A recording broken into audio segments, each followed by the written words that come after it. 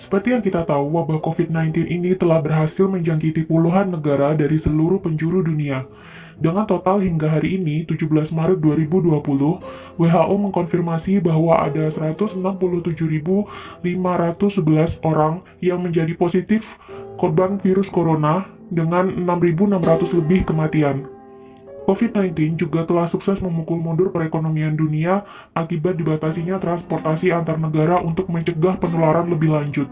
Banyak negara-negara yang mengalami kerugian ekonomi akibat merebaknya wabah ini. Tapi di tengah kisru dan kepanikan virus COVID-19 ini, ada sebuah kejanggalan-kejanggalan yang terasa aneh untuk ukuran sebuah penyakit baru.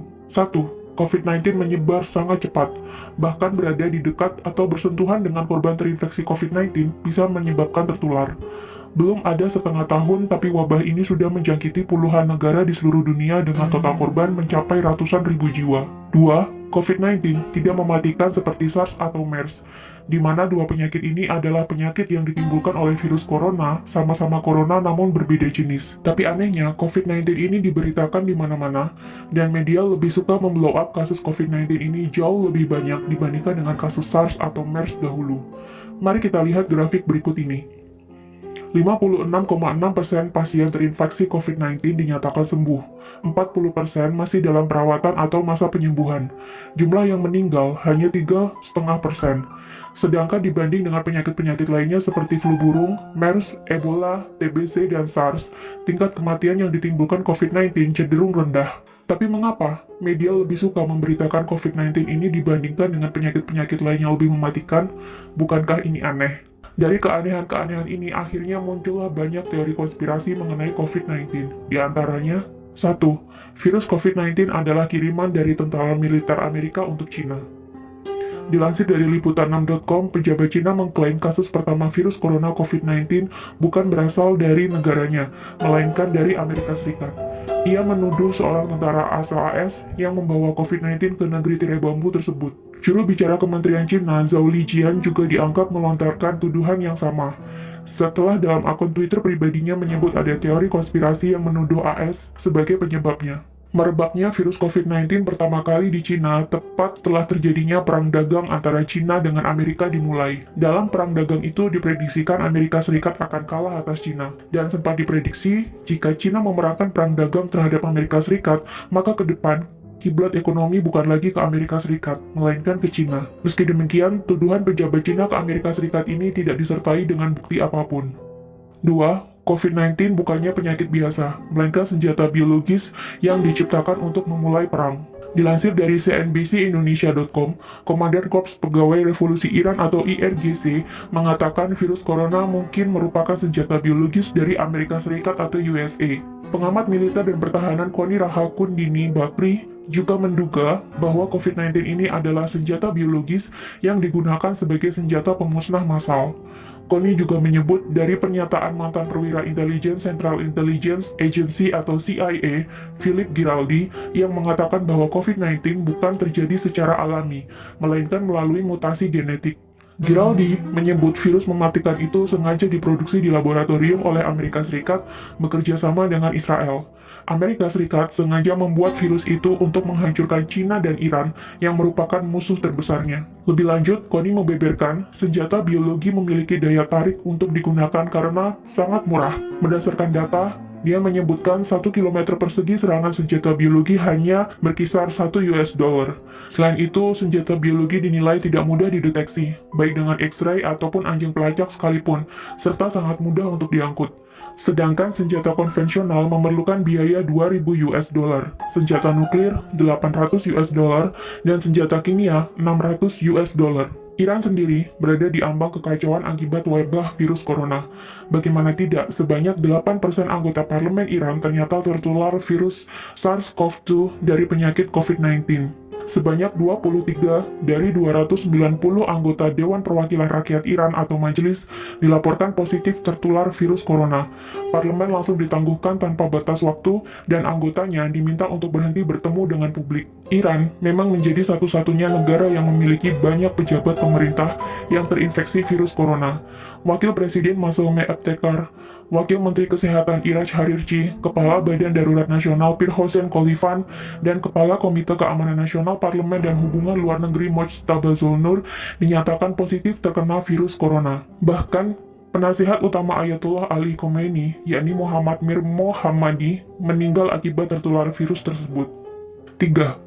COVID-19 sengaja diproduksi oleh Illuminati untuk memulai ekonomi Big Start sehingga menguntungkan orang-orang terkaya di dunia yang berada di balik World Bank dan IMF. Menurut YouTube channel dari Astronaci International, COVID-19 ini memang sengaja diproduksi dan diedarkan untuk membuat kekacauan dan kerugian ekonomi secara global.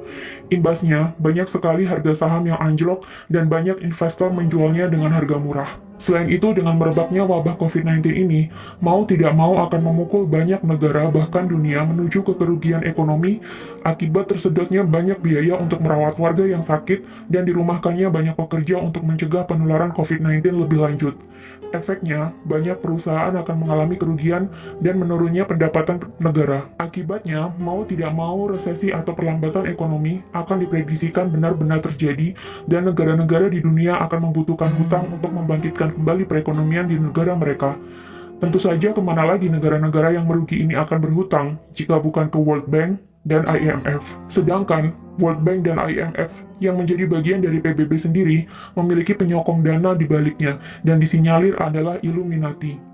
Di mana Illuminati sendiri adalah perkumpulan rahasia yang tidak terekspos oleh media, di mana pesertanya sebagian adalah para konglomerat dunia dan diisukan menjadi dalang di balik revolusi Prancis, Perang Dunia I, dan Perang Dunia II. Selain mendapatkan banyak keuntungan dari bunga pinjaman, Illuminati juga disinyalir akan mendapatkan banyak keuntungan dari harga-harga saham yang jatuh, di mana mereka bisa membelinya sekarang dengan harga yang murah dan menjualnya kembali saat harga sudah tinggi, yakni ketika perekonomian global telah kembali pulih. Bagi penganut teori konspirasi, sudah tidak asing lagi bahwa Illuminati adalah sebuah organisasi rahasia yang berisikan anggota dari beragam profesi, mulai dari petinggi negara, konglomerat-konglomerat terkaya di dunia, hingga artis-artis kelas dunia.